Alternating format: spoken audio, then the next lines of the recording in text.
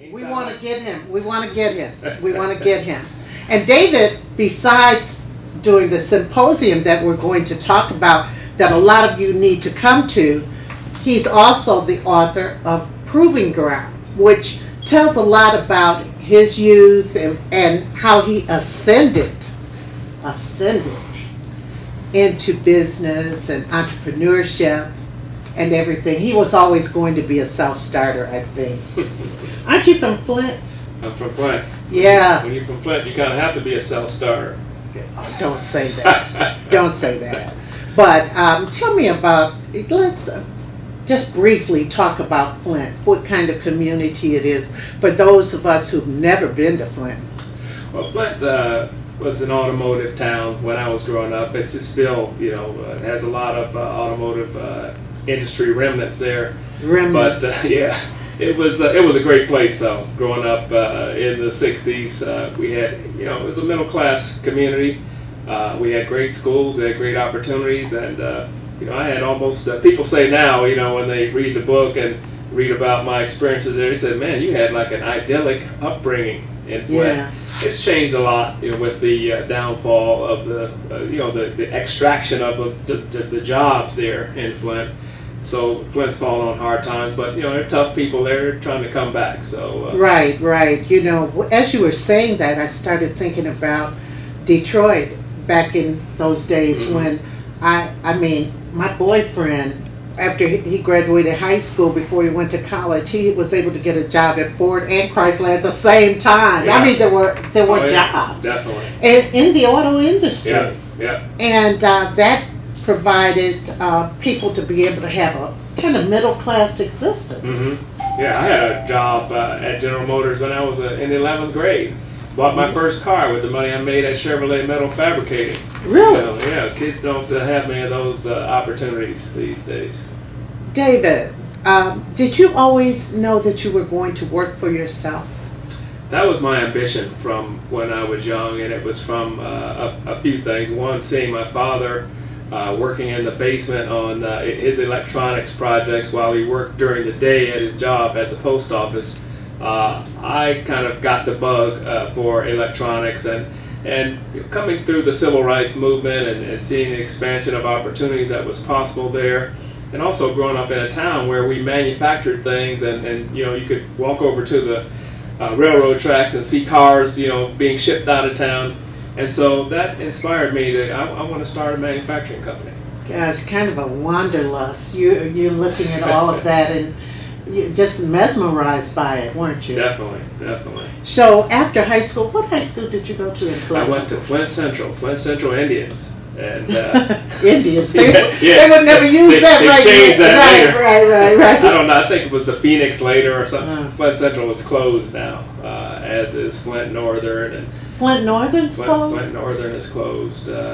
And so in Flint, I think you have Northwestern now and Southwestern, that's it. Wow.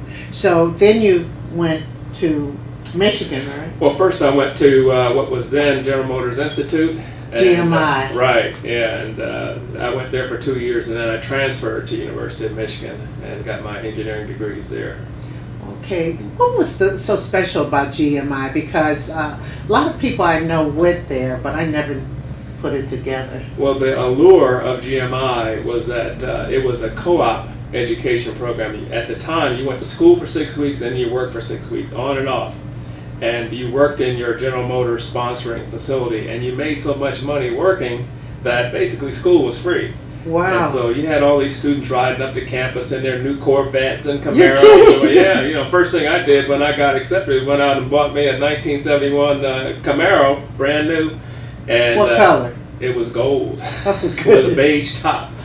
And I was sporting it, but it was also academically a great school. Right. You had small classes. If you were taking, say, calculus as a freshman, you'd go in and you'd have maybe 35 students in your class. If you took that class at the University of Michigan, you might have 500 students in an auditorium. So it was a good place to get a grounding. But of course, as a black student there, we were integrating that school at the time. There were very few black students. I think there were 4 black women. That was one of the things that motivated me to transfer, because I wanted to see some women. at of school. Course, yeah. This was a high school picture, Yes. wasn't it? Yes, that's from the that was from the front page of the Flint Journal newspaper in April 1971. That was the Flint Science Fair, which was a big deal in those days, and I was a finalist all 4 years of high school, and so I took that picture because it symbolizes a lot for me. It symbolizes the fact that as a technology person in those days, and even today, you find yourself integrating a lot of situations, and you have a challenge. You have to prove yourself, and that's why I call the book Proving Ground. Did you find yourself having to work harder to prove yourself? You were talking about proving ground and everything, and we always tell our children, or we had been told when we were children, don't make a blast out of yourself, do your best, work harder, because sometimes you got to work harder so you can stand up above the rest. Yeah, what I found is that you have to work hard, you have to be prepared, you also have to be culturally adept, in dealing with people, because you never know where the challenge is going to come from. And you're always, again, you're finding yourself in a situation where you're in the minority. And so it helps you, it hurts you in some ways, but it also helps you to develop some skills, because when you come through that kind of a situation, you feel that you can deal with anything and anybody. Right. You can deal with anything, anybody, and you got to Michigan, and when you got to Michigan, how many blacks were in your program? I don't know the number of black students who were in the College of Engineering. It was always a pretty small number, but we were a pretty tight group, and we had an office within the College of Engineering that was led by a woman by the name of Ann Monterio. It was the Minority Engineering Programs Office or something like that. It was called MIPO. But anyway, the black students who were there had a place to congregate, to support each other, and that sort of thing. So that really helped us get through in those days. That's good. And so after you left there, you went to New Jersey, you went to Bell Labs? Right. Went to work at AT&T Bell Laboratories. This is all coming together. I'm bringing it up to what we're getting ready to do today, because I think it's important that you know David's story. Yeah. Okay. Yeah. So I went to work there as a product developer at AT&T Bell Labs, which was at the time the place to work if you're an electrical engineer. It's the place where the transistor was invented. So you must have stood out among the rest that you could get a job there. It was quite an honor to get a job at Bell Labs. And every graduate engineer kind of wanted to work there or at IBM Labs. And so in the building of maybe 5,000 people, there were maybe 50 black engineers at the time. And but it was a great experience technically. So, but you didn't stay there long. No, when I went there, I intended to get promoted after 1 year. That was my goal. Oh, that was your goal. And to leave after 2 years and start my business, and that's what I told everybody I was going to do. I ended up staying for 7 years because the job was fun, and it took me 4 years to get promoted. So, but after 7 years, I left there and started a company in my basement with a couple of African-American colleagues who I managed to entice to leave their secure, nice-paying jobs and come work in my basement. And, what developed from that, and what kind of business was it? We started a business that manufactured devices that simulated different kinds of telecommunications networks. First, landline kind of data communication networks, and then wireless networks. But we started this business in my basement. We ended up selling in 25 countries, more than 25 countries, and we built it to quite a good size. I was amused by Kimmy in the earlier segment talking about the time she spent in Japan. Japan was our largest export market. And I had a lot of fun when I was over there going to some of the jazz clubs and some of the reggae clubs and whatnot in Japan. It's amazing. You like reggae? I love reggae. There's a place in Japan in this area called Roppongi called Java Jive. And we would go there every time. Met Michael Jackson in Java Jive one night. Really? It was a crazy place in those days. I guess so. Wow. I miss Michael Jackson. Well, anyway.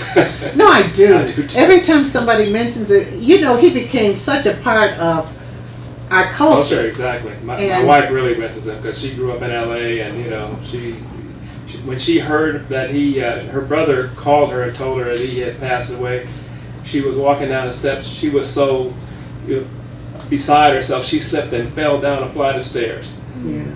Yeah. Well, I understand. But I just have to say this. Michael Jackson's legacy lives on because little kids know Michael Jackson, who he is. Oh, yeah. I bet your daughter knows who he is. She does. And definitely. She's a little kid. And so, David, so you became this entrepreneur. You all started exporting. You were exporting, Yes, right? yes. To different countries. And then, how many years did you do this? We did it for 12 years. We actually, I left my job at Bell Labs in 1983. And we incorporated in 1984, and my co-founders came on board, left their jobs in 1984. And we built the company until 1995. We sold it to a British company that was called Bowthorpe PLC at the time. It's now called Spirent PLC. But we sold the company, and that was our kind of life-changing event. Right. So after you sold the company, did you immediately come back to Michigan, or did you stay in New Jersey? I stayed for a while. I had, first of all... You were involved in the community, though, there. Oh, definitely. I got involved in the community. I stayed with the company for a few years as an executive and the group president because I was under contract anyway, so I stayed. But then I left in 2000. I got involved in the community out in New Jersey in the education area. I started an outfit that was aimed at improving the education and development prospects for kids in that area. Did that until 2007, and decided to come home because my mom was in her 80s, hadn't spent as much time with her as I had wanted to. My sister had passed away in 2005, and she and my mom were very close, so I just felt like it was time to come home. Okay, but since you've been home, you've been doing some wonderful things, and one of the things I remember when I first met you, you had just come out with Proving Ground, which is a wonderful book. It's still available. Yes, isn't it? yeah, it's available on Amazon. And if you had to do a theme for this book, what would it be? Wow, that's interesting. Well, Proving Ground means a few different things. Again, It's a metaphor for it's a metaphor. Of course, the Proving Ground in the automotive industry. Which that's is what where I got always. my start. That's what I always think of, the Proving Grounds, Yeah. where they drive. So you have the car, and you're trying to, Test. you're basically trying to make it fail, and to find out in what situations it fails. Well, it turns out that the devices that my company made were electronic proving grounds. We would subject different kinds of communications equipment to all kinds of stresses and strains electronically, and so we made a proving ground for electronic devices. And but then the experience that we were going through, being African American engineers, going through a place like Bell Labs and trying to start a business from scratch in a technology industry where practically everyone we were selling to looked different from us. Right. That was a proving ground. So Right. I think the thing that the thing that came through, the thing that I learned from that experience is that we learned to be able to justify ourselves, to be able to show what our value was, to be able to demonstrate that value proposition to people. And so that's one of the things that I stress, when I'm teaching students now. Right, and you're teaching up in Michigan, right? Yes, I teach. I've been teaching entrepreneurship classes for the last couple of years. I guess it's going on 3 years now. And I just started a new class this year called Urban Entrepreneurship because I have this interest in using entrepreneurship and using business innovation to solve problems that we face in urban areas, whether they be education or public safety or whatever kinds of Well, issues. can you answer this question? We hear a lot about startups. Mhm. What is a startup? A startup is a new business that you're forming to solve some problem or to pursue some opportunity. It's a business that didn't exist before. And often in a startup, you're not just starting a new business, you're starting a new kind of business where you kind of have to design the business in addition to just executing the business. So, don't you hear that a lot, or don't you, especially in Detroit right now? Yeah. Yeah, there's a lot of focus on entrepreneurship. You have probably startup competitions and business competitions Yeah, you every do. week. You and certainly do. There's a lot of chatter out there about entrepreneurship. One of the things I find, though, I was thinking about this the other day because I was listening to Mahalia Jackson. Oh. And Mahalia Jackson has this song where she says, "Everybody talking about heaven ain't going." Right. And, you know, my thing was everybody talking about business ain't doing it. Right. And so I think it really takes people who have been through that process, who've been through that, you know, the fires of trying to start a business from scratch, to teach other people how to do it. And so that's why I felt it was so important, you know, for myself to get involved and advise people and teach students. And what do you call urban entrepreneurship? Why do you say urban? Yeah, so urban entrepreneurship, you know, it's not just an issue about Detroit. It's not an issue about a certain kind of people. What we find is that since around 2007, more than half of the people in the world live in urban centers. So even in places like China, you've got all these people who have moved from agricultural communities into places like Beijing and Shanghai and Shenzhen. So all over the world, you have more and more people living in urban centers. And you find that there are problems that are attendant to having that many people together in one place, but also opportunities from that. Okay, so, for my viewers, mm-hmm. there may be some who have expertise in certain areas, and I always believe that black people have been entrepreneurs in many by ways. necessity. By necessity, Yes. Absolutely. I remember as I was coming up, my mother was a nurse, but she had to do other things. You know, the woman's salary isn't commensurate to a man. Yes. And a man's salary, and I remember her selling Avon. I remember her learning about real estate and becoming that. And she always had these little businesses. And I have an older brother who, he lived in New York. He not only was a social worker, he did the rails for building. He had about he was a licensed locksmith. All these jobs, I always said we must have Jamaica in us. But all these little entrepreneurial things, I think that's something that's part of us anyway. I got to tell you, you know, my next door neighbor, my best friend now, who was my next door neighbor, we laugh about this now, but his father was the barber on our street. His father worked for General Motors. His father worked over at Buick. He was also a barber in the basement. He repaired cars in his garage. And if you wanted a number, you could get a number. Yeah. So, you know, again, we have a lot of people who are, and around the world this is true, you have people who are entrepreneurs by necessity. By necessity. We need to move to being entrepreneurs by choice and solving problems through that entrepreneurship. Absolutely. And there are a lot of different problems that you can face now, especially in a city like Detroit, where all of a sudden it's like a gold, people are mining for gold. Yes, it's a rush. You know, because the values of so many things in Detroit have been depressed so far. You know, I took my class on a tour last weekend, and we were riding through different neighborhoods, and we went through Sherwood Forest.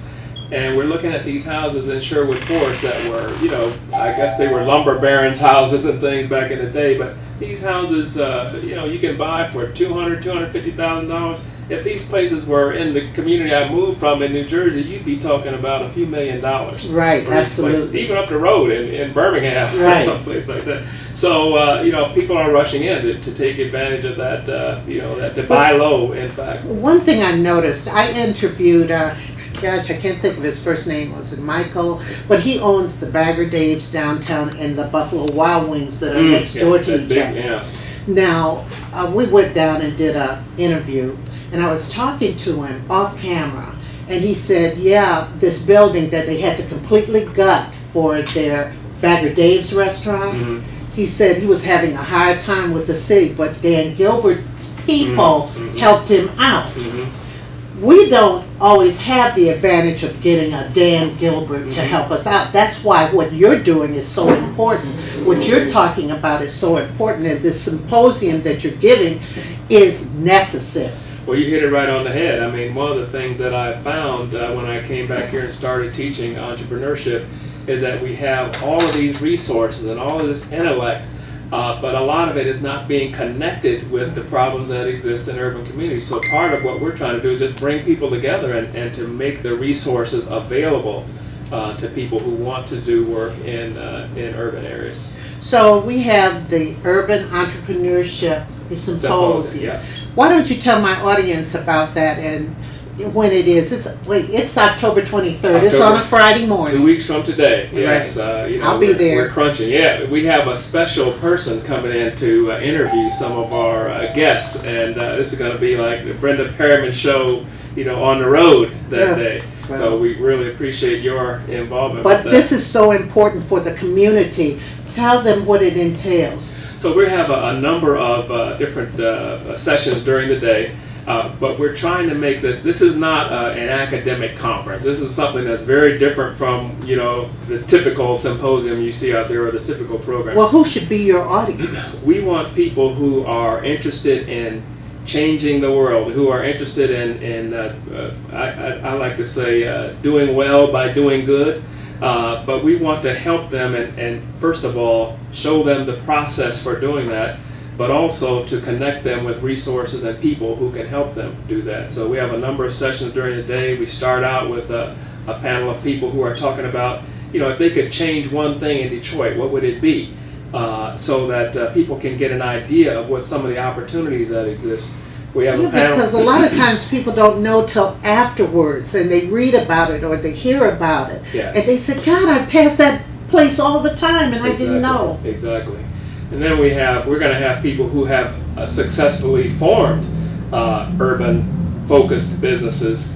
So we have the CEO. Wait, when you talk about urban-focused businesses, what do you mean by that? Businesses that produce products or services that are targeted at solving some problem in an urban community, or that produce significant. Okay, so I give you a big example, which is Uber. Right? Oh, God, yeah. Solves a huge transportation problem in an urban community. We also have a business, the CEO from this company called ShotSpotter is coming. What is this that? is a company based in California, and actually the CEO is an African-American gentleman, but when a shot is fired in an urban area, they have sensors that they place around the area that can tell where that shot is fired from, what direction it's fired in. A shot like a gunshot? A gunshot. Serious? Yes, and they can dispatch the police to that location much faster. Did he invent this or what? His company invented this technology, and he's going to be on the panel where we're talking about actual urban solutions. We've got a person on that panel. We've got Dave Anderson from Bamboo Detroit. I've heard of that. What is that? It's a co-working space and a community building space. So where people have different. Yes, so you have different entrepreneurs involved in this place, and it gives them a place to work, but it also gives them support in terms of different kinds of seminars and information and connections to the city if they need to solve certain problems. So Dave Anderson is going to be like I said, everyone can't go to Dan Gilbert's people. Exactly. And you don't know how important that statement is, because when I saw how simple he said it, oh, Dan Gilbert's people help us. And I said, if I were starting a business down there, I mean, I could knock on Dan Gilbert's door, but unless I know somebody, or maybe I don't know how I could get to him. And we can't look at him. People complain about he's buying this, he's buying that. Well, you can't tell people what to do with their money. Yeah. But there are opportunities for you still, and that's what I try to tell my audience. Yes. Well, I was on a show yesterday, and they asked me, give me an example of how urban entrepreneurship is transforming Detroit. I said, Dan Gilbert.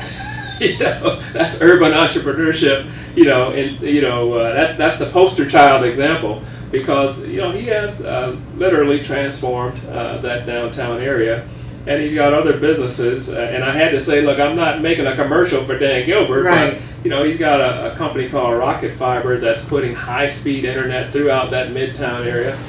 So those are the kinds of things that the town needs. The thing is, we need to spread that kind of opportunity. We need to spread that kind of innovation throughout the community. So it's not just Dan Gilbert. Dan Gilbert can't do it by himself. It needs to be something where we have an army of entrepreneurs and innovators. Well, name the simplest of businesses that maybe somebody's doing out of their home right now who's watching us. The simplest of businesses that they can learn something by coming to the symposium. Well, we on my tour last week, we went by a business, you may have heard of this, called Rebel Now. Yeah. And this is a woman who has created this business where they make jewelry from graffiti that's scraped off of the walls of buildings. And she employs previously homeless women to do this work. And she also supports them, not just through employment, but through other things that they might need. So if there's somebody who is a craftsperson who's trying to think, okay, well, I have a particular skill in this area, I do something here, how can I do that? How can I get involved in this renaissance? They can get that kind of information from this. Okay, David, this is important. I'm going to remind my audience about it next week too. Tell us once again how we get in touch. We want to be a part of this. How would we get in touch? How would we get tickets? So the easiest way is to go on the website. It's urbanei.org, and you'll see information about the organization. You'll also be able to click on the registration button and get your tickets. It's $50. If you're a full-time student, it's free. And the rate goes up after next weekend, so I would advise people to and absolutely, and you know, another thing, that space is wonderful too. It's at the Center for Creative Studies, right on it's on Baltimore and Cass. Okay, Baltimore and Cass, and afterwards, I mean, it's a nice day. It's a great day, because tell them what happens after the event. So we have the event all day. We're going to be working hard all day, creating solutions, solving problems. But at the end of the day, we're going to have a networking reception, and we're going to have jazz artists that you and I know, and his trio performing there, Al McKenzie Trio.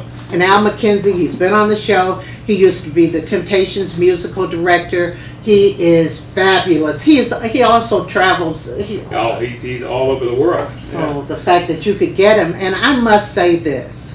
We had Kimmy Horn on last segment, and then this gentleman here, he isn't all a brainiac.